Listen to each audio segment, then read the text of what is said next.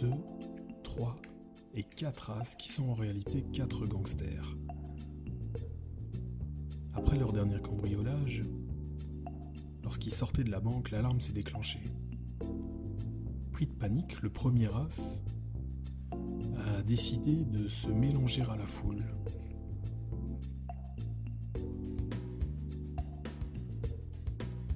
On ne savait plus où il était. Le deuxième gangster, lui, décida de sauter dans un taxi avant de disparaître. Le troisième est monté sur le toit de la banque et finalement est redescendu par les escaliers en changeant d'étage à plusieurs reprises. On ne savait plus où il était.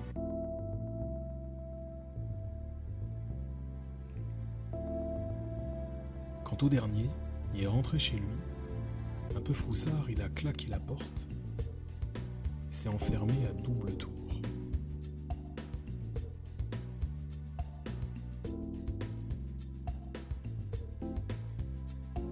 La police a dépêché l'inspecteur Joker pour s'occuper de cette affaire.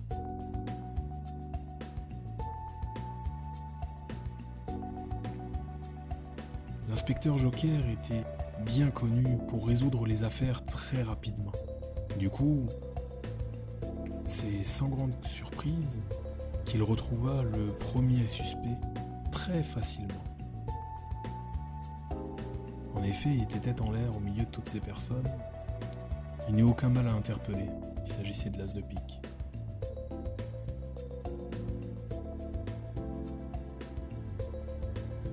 Au moment où il ramenait l'as de pique au poste, une personne s'enfuit. Il lui barra la route, la retourna. Il s'agissait du deuxième gangster. Les deux ne mirent pas longtemps avant de dénoncer le troisième. A-S-D-E-T-R-E-F-L-E.